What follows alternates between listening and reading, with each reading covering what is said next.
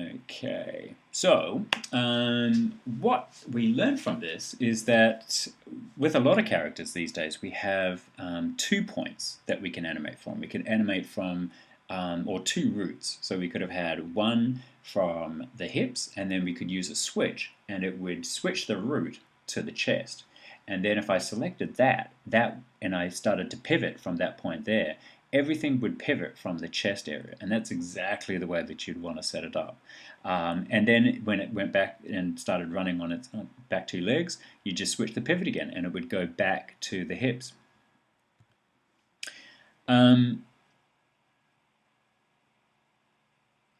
So, certain moves depend on the physicality of the character. You need to take into consideration these physical limitations and design your animation accordingly. What is their weight? What is the character or their personality? How would they perform a certain motion? Okay, and it all comes back to, the bouncing ball. What's their personality? What are they feeling? What are they doing? And depending on that, you just relate it to the bouncing ball. So, if you've got a kind of dopey or lightweight character, then you go for this one here. If you've got someone who's a little bit more aggressive or angry, then, your timing, the way that they move, it might be closer to the bouncing ball. If they're happier, the bowling ball. If they're happier, then, it might be, their performance might be closer to the bouncing ball there, the rubber bouncing ball.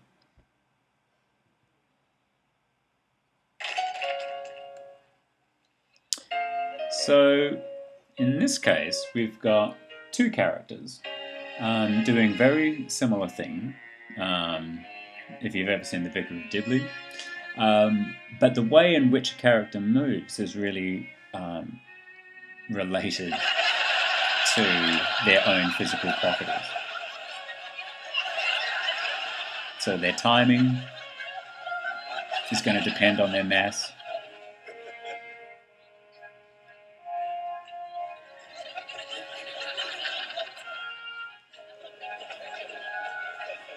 And also what they're capable of is going to depend on the design of the character.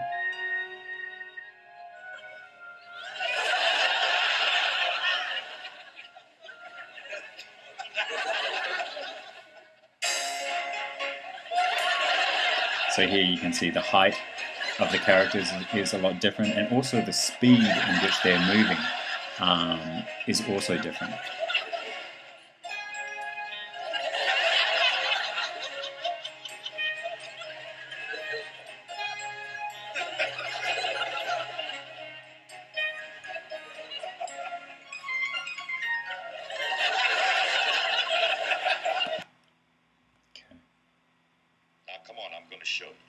So with Baloo here, the same idea.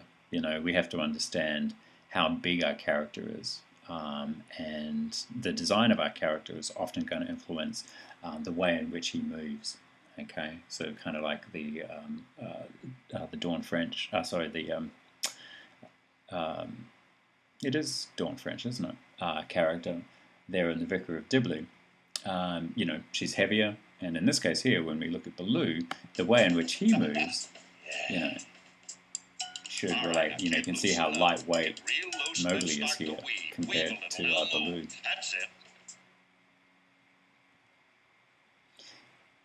Okay, so speed of anticipation. How heavier characters tend to deal with their anticipation differently to lighter characters. So you've got to think of that as well. So we all know what anticipation is. Anticipation is it's the action before the main action, and often it goes in the opposite direction. So that speed of that motion should relate, or should be influenced by the size of the character. So if you've got a really big character, then maybe the anticipation isn't as big. So in this case here, we've got our little character. You can see here, that all of his anticipation is very quick and snappy. So that was just 2 frames. and then he goes into his main move. So he's like that, anticipation, back the other way, 2 frames, and then he goes straight into that motion there. Whereas heavier characters, that's great.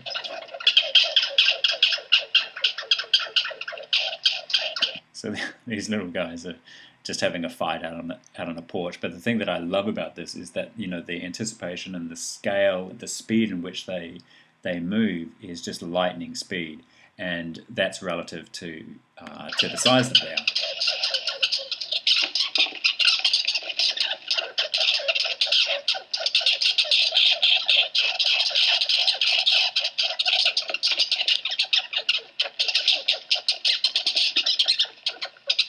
Just crazy, but you've watched this, so you just watched the anticipation. So that was the anticipation right there. So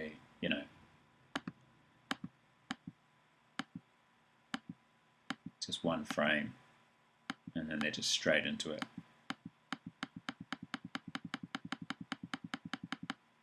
It's crazy.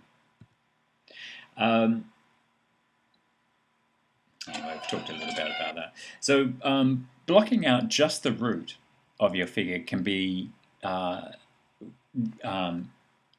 so by blocking out just the root, you can figure out most of the problems in the first day. So you can think of the choreography, the tempo, any unforeseen camera issues.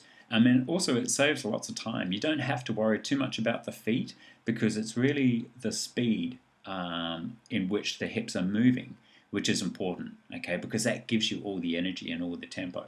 You could add a little bit of shape change in the chest if you wanted to, but everything comes from the hips. And so when I was doing this piece here, that's how I animated this. I just concentrated on the direction and the height that the hips were moving in.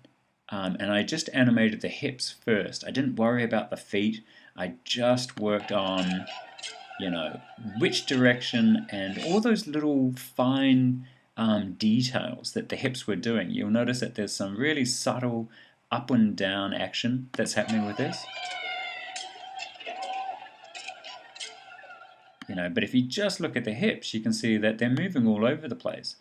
Once I blocked that in, just the hips, then I could go back in and I could start looking at the feet, the legs, and the arms, because that, feeds off what the hips are doing in animation.